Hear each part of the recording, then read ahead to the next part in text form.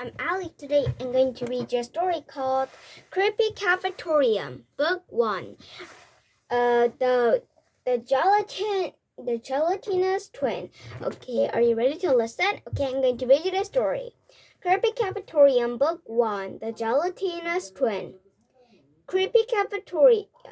Welcome to the Newville Elementary, home of the world's oldest cafetorium.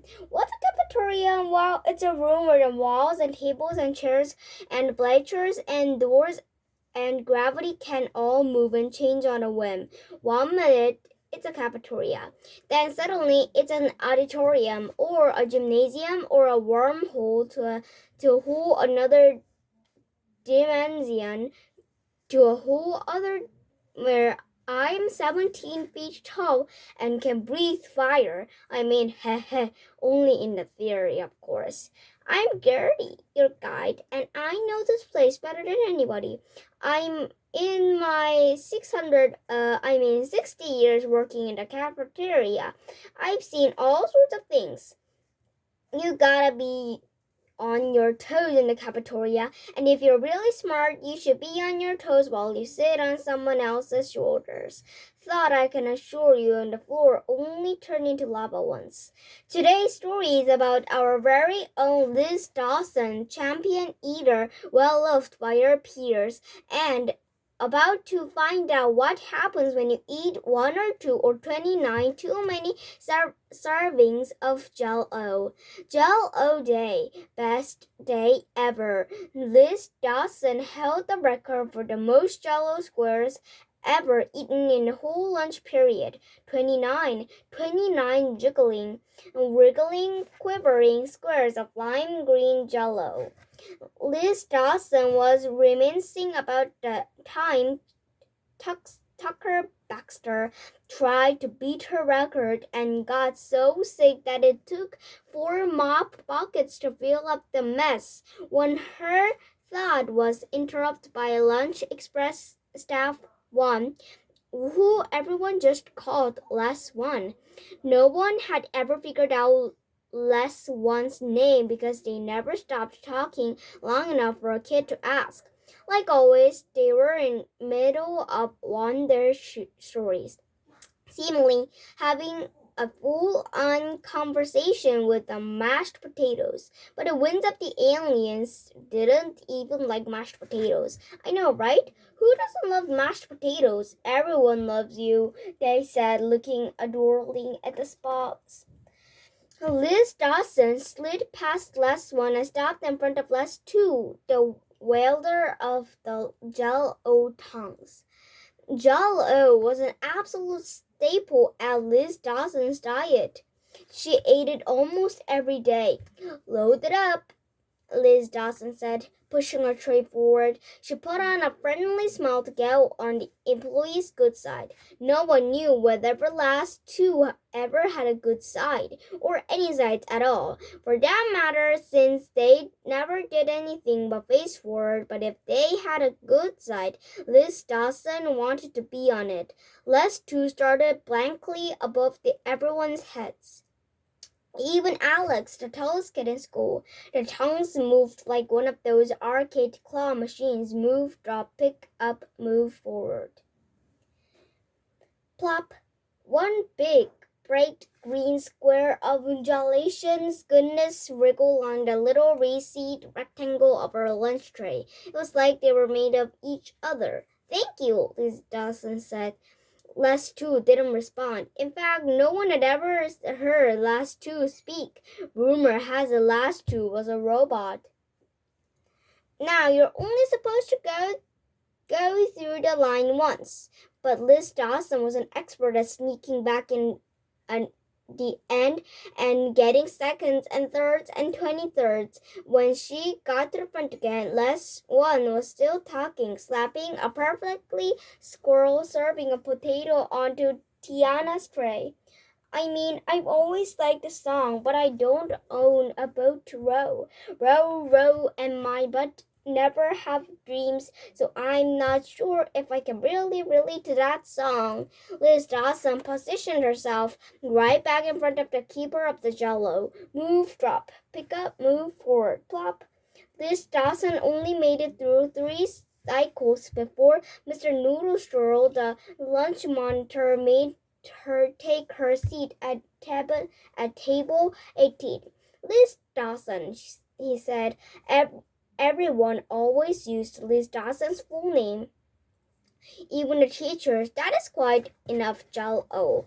Wrong. One can simply never have enough Jello. But Liz Dawson supposed that that day she'd have to be happy with only 3 squares. Gertie, the assignment custodian, stopped pushing her sneaky mop bucket. Gertie peered at the tray through the giant glasses, then lifted them, squinted at the Jello, and put them back down. Gertie didn't blink once. In fact, after years of working in the cafetorium, Gertie had learned to never blink. A lot can happen in cafeteria and blink. Only 2 squares. Liz Dawson, better luck next time, she said. Then Gertie resumed slowly with her squeaky mop bucket through the cafetorium. Looking at her speed, you'd expect it to take her 100 years to get to another side, but somehow she always seemed to show up very suddenly.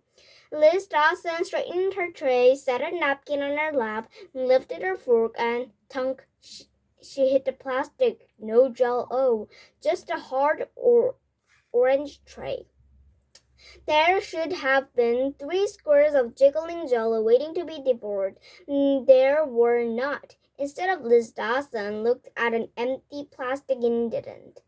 Okay, which one of you took my Jello? She asked, glaring at the kids around her.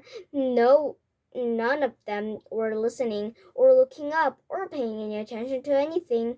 Jeremiah, a lover of vocabulary quizzes, was too busy to explaining what the word widdershins meant to his friend Remy. Apparently, it's when something goes the wrong direction. Ismee was wearing her bike helmet indoors and looking around nervously. Liz Dawson started to ask why, but just then Declan played the first notes of the daily lunch performance of Row, Row, Row Your Boat on the cafeteria piano, and it was no use trying to talk while Declan was playing. That was exactly why no one heard Liz Dawson yell when she spotted her frizzled Jell-O squares wriggling around the middle of the lunch table. They inched forward like gelatinous. Jeremiah had taught her that word. Caterpillars leaving trails of sugary slime behind them. And it wasn't just her squares. Suddenly, all of the Jello squares started flopping up all the trails on table 18. No one seemed to notice as they crept forward. Only Liz Dawson was aware of the fact that all the Jello squares were now coming together to form kind of a Jello shape that looked like Liz Dawson, said a grumpy Mr. Noodlestroll, looking at Jell-O version of her. No standing on the table. That's 1 strike.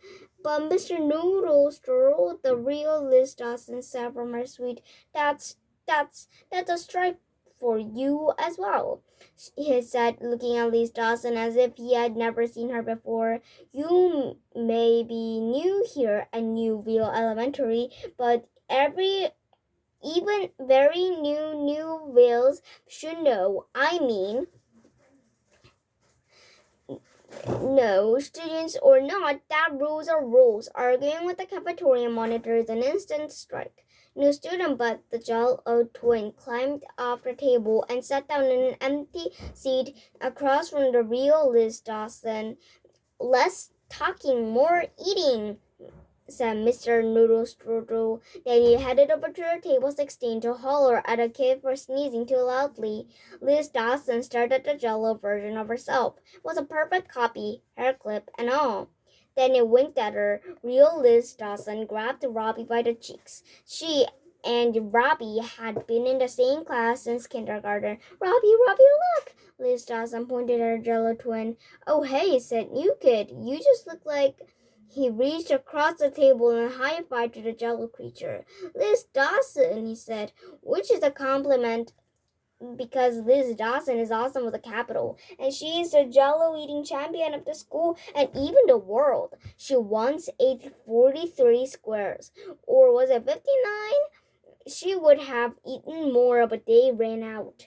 Jello Liz Dawson smiled. Real Liz Dawson did not. She looked like she was about to give her gelatinous twin and Robbie a piece of her mind. But before she could say anything, Dee Dee stopped on her way past table 18. Liz Dawson, Dee Dee said to the Jell-O imposter, I don't know what you've done to your hair, but it is amazing. I love the green, just like Poison Smack. She's my favorite comic book villain. It's Jell-O, the real Liz Dawson smiled. Her hair is Jell-O, and that's not even Liz Dawson. I am Liz Dawson. Dee Dee rolled her eyes. Okay, she said. New kid is a little weird Jell-O hair. Who'd want that superpower, huh? Jell-O Liz Dawson shrugged. Real Liz Dawson groaned. Dee Dee handed the Jell-O imposter an envelope. I'm hosting a cosplay party in the cafetorium last week, she said as she walked away. Cool kids only. She's not even an actual kid, real Liz Dawson shouted after Dee Dee. She's Jello. Robbie scooted away from the shouting of Mr. Noodle Strudel appearing from nowhere. Strike two, he said from behind her, yelling in the cafetorium. With a frown, Liz Dawson waited until Mr. Noodle Strudel got to glare at the pile of Jello across from her. You're not going to get away with this, she said. Jell-O Liz Dawson grinned. The bell rang, and everyone lined up to the back of the class. Annoyed, Liz Dawson turned and headed to the line to take her place between Tiana Daniels and Jeremiah Foster. But Jell-O Liz Dawson was already there. How would it? Never mind. Get out of my spot, Liz Dawson said, gritting her teeth and putting her hands on her hips to show that she meant business. The Jell-O copycat shook her head. Her whole head wiggled and jiggled, and the rest of her body followed.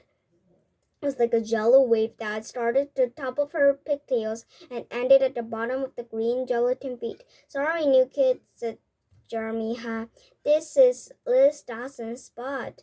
It's alphabetical, Tina explained. Dawson, she said, pointing at Jell-O. Liz Dawson goes after Daniels and before Foster. Not what's your name? But I'm me. I am Liz Dawson. Liz Dawson. How can none of you see that she, Liz Dawson shouted and pointed, is made out of a mound of a congealed flavored sugary dessert? That's strike three, bellowed Mr. Noodle Strudel, causing a ruckus in the cafetorium. Principal's office, young lady. Jell-O Liz Dawson wrinkled, and the line filled out of the cafetorium. Mr. Noodle Strudel grumpily led the way to Principal Rhodey Zoo's office. Liz Dawson had never been there because of their dad sprinkling some extra food in the cafeteria. She never broke the rules, but it was a nice office, friendly. There were lots of potted plants and posters of the faraway places. She smiled slightly, and the one of a bat hanging upside down on a tree on a caption.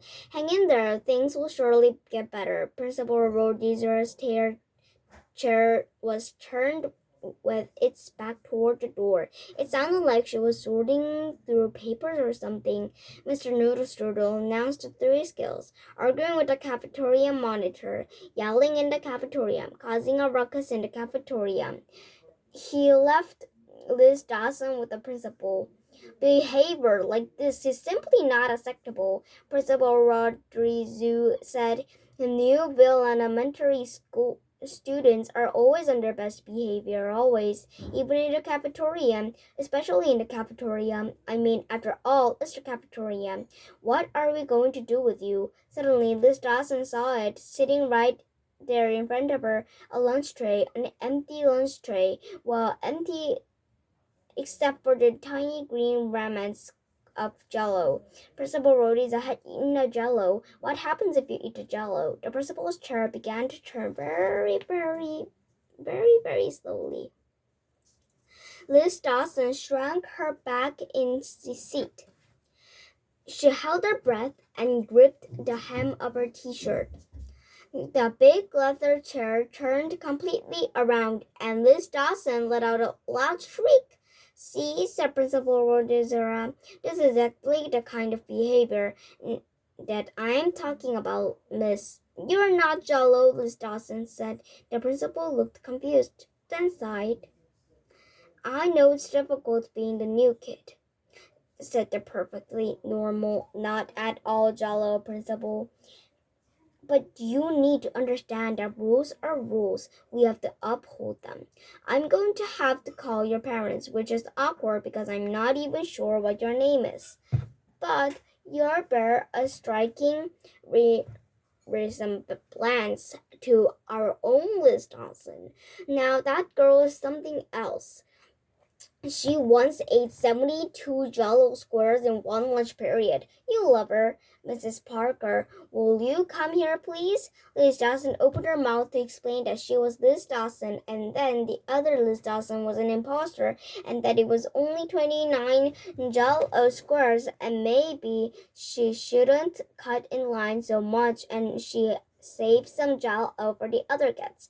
When Mrs. Parker, Principal Rodriguez's assistant, opened the door behind her. Mrs. Parker, will you please get honey? Can you tell me your name again? Principal Rodriguez said, looking at Liz Dawson. Mrs. Parker knew Liz Dawson. She and Liz Dawson's mom were on the same competitive nutting team. Liz Dawson spun around toward the door, hoping that maybe she could stop this madness. Mrs. Parker, will you please tell? Her heart dropped. Her stomach lurched. The words froze in her throat. Mrs. Parker wasn't Mrs. Parker. She was made entirely out of green Jello, a grinning, wriggling, quivering Mrs. Parker-shaped mess of gelatinous green cubes. Jello Parker winked at Liz Dawson. Liz Dawson fainted. After that meeting, Liz Dawson never saw the Jello version of herself again, and her life basically returned to normal. True, she also never saw the human Mrs. Parker again. She avoided the principal's office, but every once in a while she would run into Jello Mrs. Parker jiggling down the hallway. Jello Parker always gave Liz Dawson a very knowing look. A look that told her to watch out. Nobody else seemed to notice that the principal's assistant was a human-shaped stack of gelatin. Squares or wonder where the original Mrs. Parker went. Not even Liz Dawson's mom, who knitted on her 3 times a week. A few weeks after the Jello incident, Liz Dawson's mom said, "That's Mrs. Parker. I'm not sure what's lit a fire under the bowl of the yarn, but she's been knitting with the energy of bowl of sugar." Liz Dawson never stole an extra portion of Jello again.